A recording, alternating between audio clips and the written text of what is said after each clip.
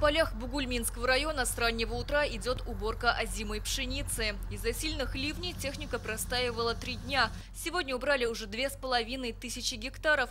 В районе обмолочено 15% площадей, ниже, чем по республике. Средняя урожайность 34 центнера с гектара. Апрельская жара, потом майские холода, как раз во время развития заложения урожайности, биологической урожайности, потревожили вот эти катаклизмы. Ну а зимые желательно собрать в течение этих 10 дней.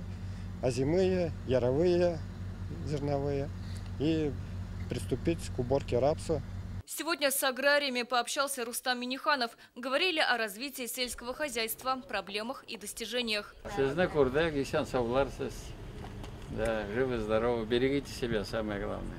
Мы на вас опираемся. В рейтинге состояния районов Бугульминский занимает 11 место. Остаются невысокими зарплаты. По итогам прошлого года район на 11 месте. Это в сравнении с 2022 годом плюс 6 положительных позиций. По зарплате район на 5 месте 66 тысяч. Но это опять-таки благодаря этим 2-3 предприятиям. Остальным коллегам, конечно, хотел попросить, чтобы тоже подтянули зарплата 25 тысяч с такими проектами, но вы скоро останетесь без людей.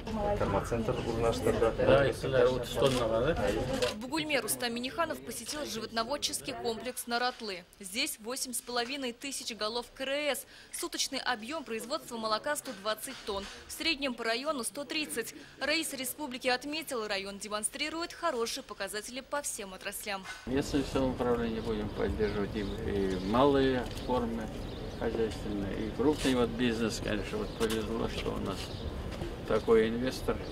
Тоже непросто вот это хозяйство, все это организовать, на себя взять такие риски. Раис республики оценил темпы уборки зерновых и в Ютазинском районе. Средняя урожайность 34 центнера с гектара. Раис пообщался с механизаторами и главами поселений, интересовался условиями труда и отметил, несмотря на отдаленность, Ютазинский район демонстрирует хорошие показатели. Год очень удачный, и осень была для зимых культур, так сказать, с хорошей влагой мы зашли. Третьей точкой в маршруте Раиса стал Бавлинский район. В рейтинге он занимает последнее 43-е место. Бавлах Рустам Миниханов осмотрел животноводческий комплекс «Берлек». Он будет введен в эксплуатацию в октябре. В районе сейчас 10 тысяч голов КРС. Надой молока в сутки 42 тонны. В Бавлах есть потенциал для развития растениеводства. Для этого необходимо уделять внимание личным подсобным хозяйствам и использовать господдержку. Надо, конечно, подтянуться. Вот те гранты, те проекты, на которые были... все гранты, которые нам были заявлены, практически мы всех поддержали финансово, их надо реализовать максимально, это будет хороший показатель в дальнейшем. Весной, конечно, немножко заморозки были, но не так критично, то есть нормально вышли. Вот погода, если установится, 64% у нас озимых культур убрано, ну, как погоду ловим, выходим. На сегодня в Татарстане аграрии собрали более 800 тысяч тонн зерна. Обмолочено 20% посевных площадей. Средняя урожайность почти 32 центнера. По сравнению с прошлым годом показатель выше. В лидерах Тетюшский, Заинский и Новошишминский районы. Высокая урожайность также в Аксубаево и Мензелинске.